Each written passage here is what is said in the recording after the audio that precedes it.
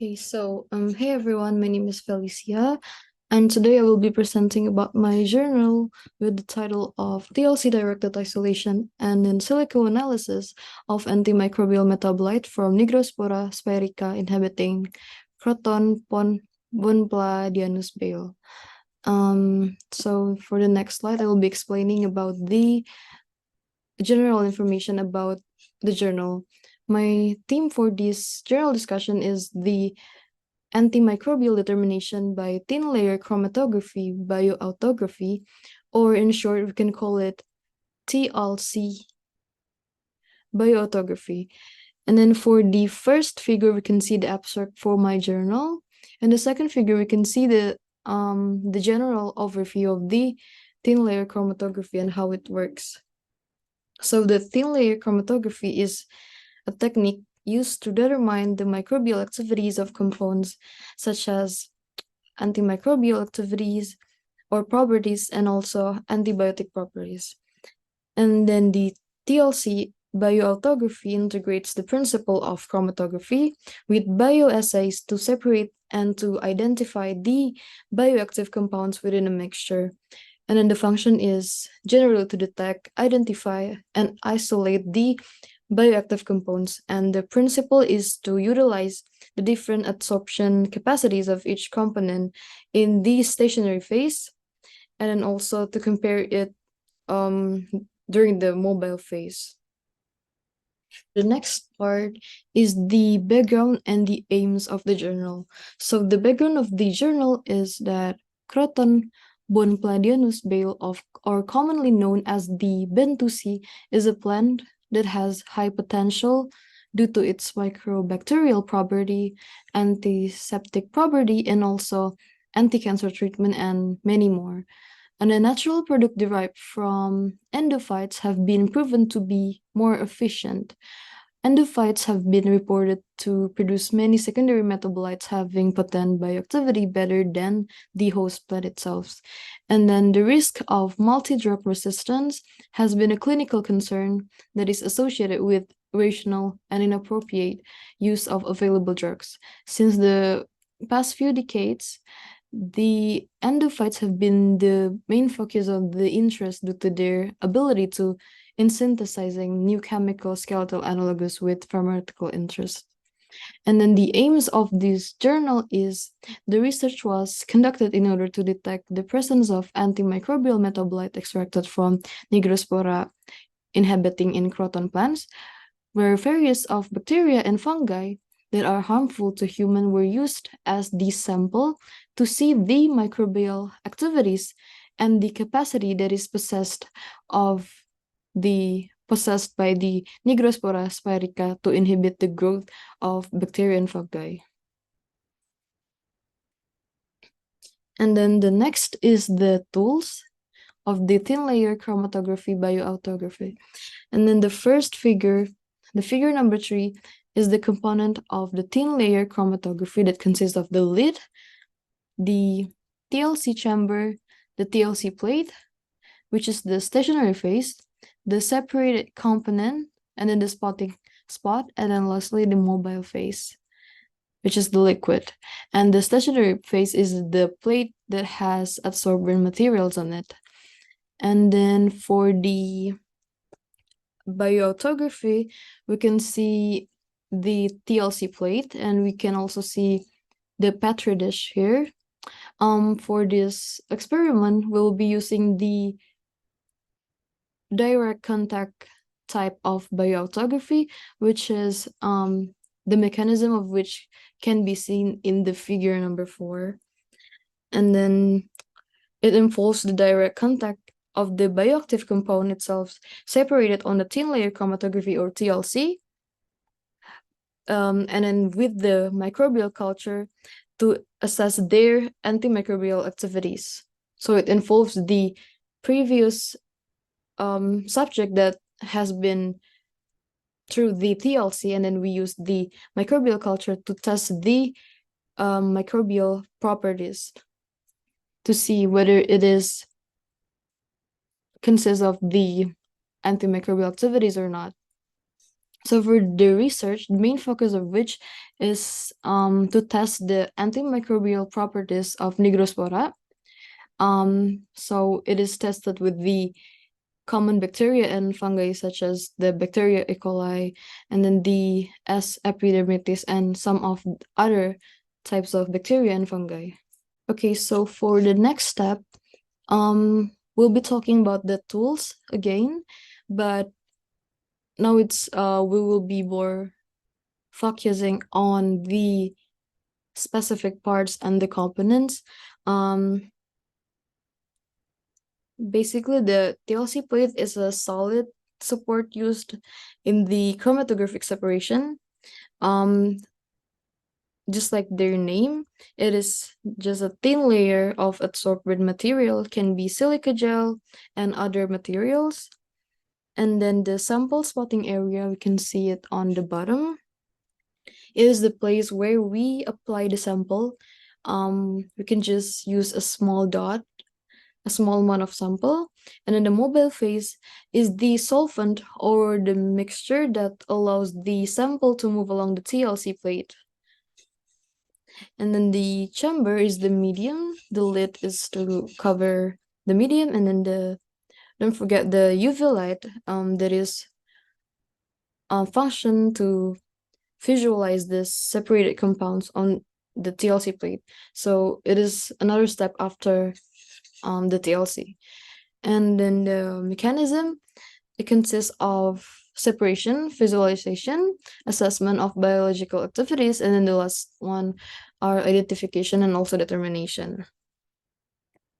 Okay, so for the methods, the research flow, the first step is to collect the plants and to do the sterilization with polythene.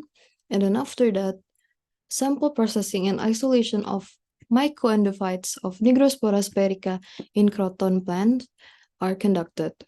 And then next, the genomic DNA extraction and molecular identification are conducted. And then after that, we conduct the antimicrobial activity determination.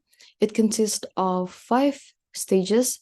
The first one is the various microbial samples preparation, and then the primary screening for antimicrobial activity.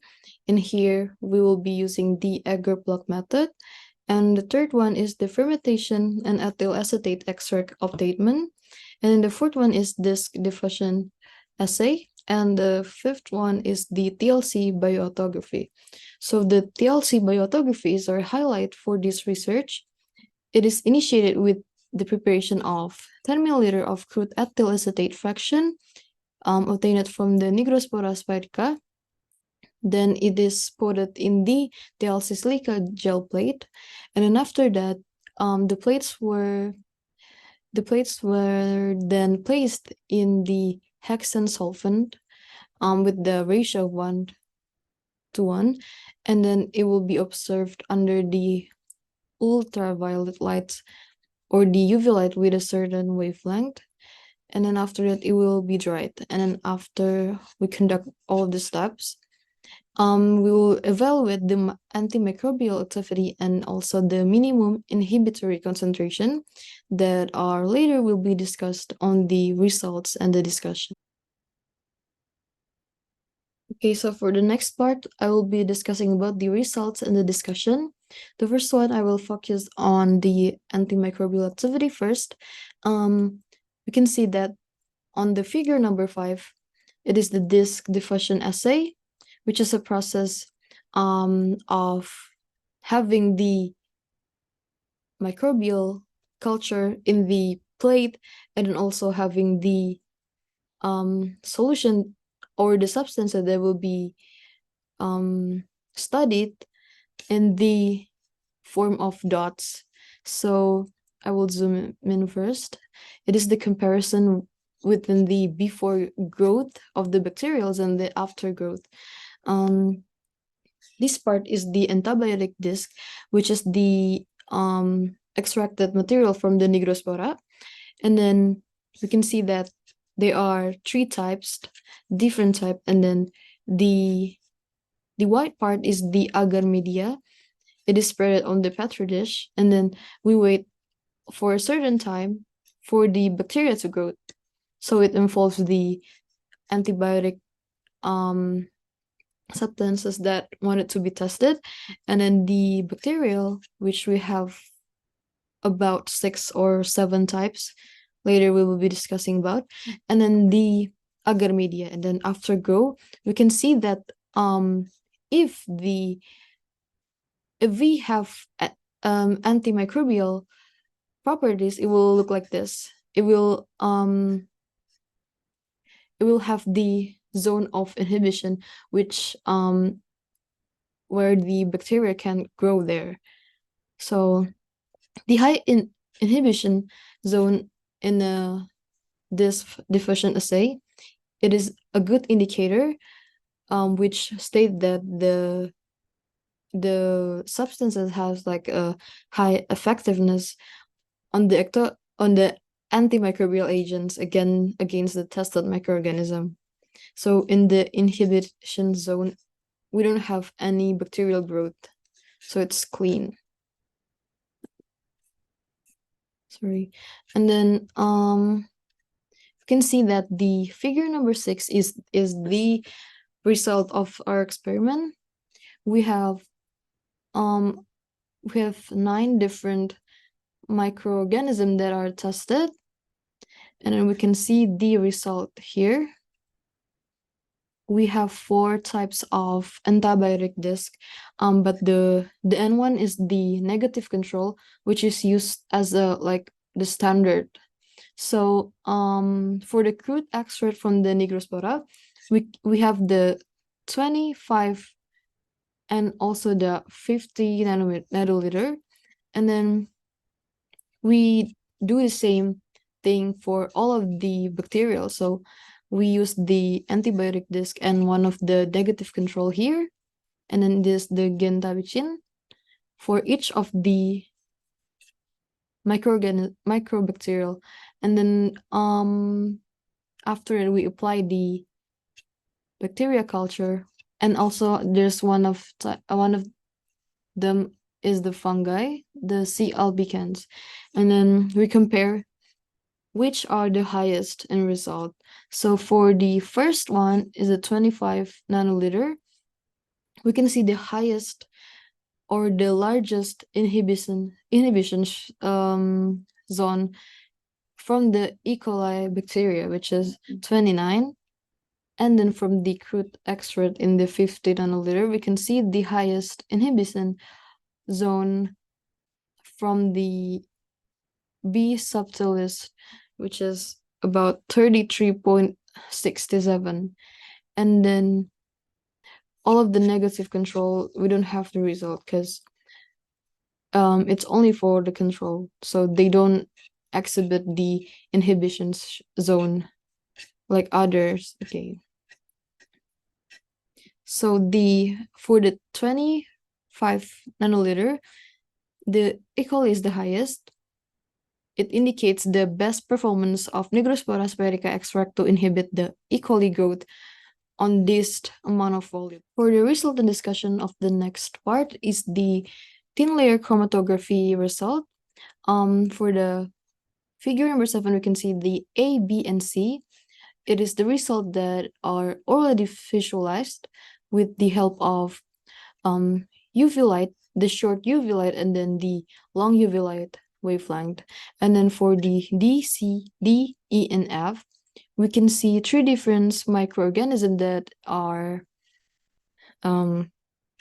studied and within this research. The first is E. coli, and then S. aureus, and C. albicans, the fungi. And then we can see that the spot right here is the sign of inhibition zone, which is the sign that the Nigrospora extract has the capacity of inhibiting the microorganism. And then also the TLC bioautography confirmed a clear zone by bioactive antimicrobial metabolite at the RF value of 0.62.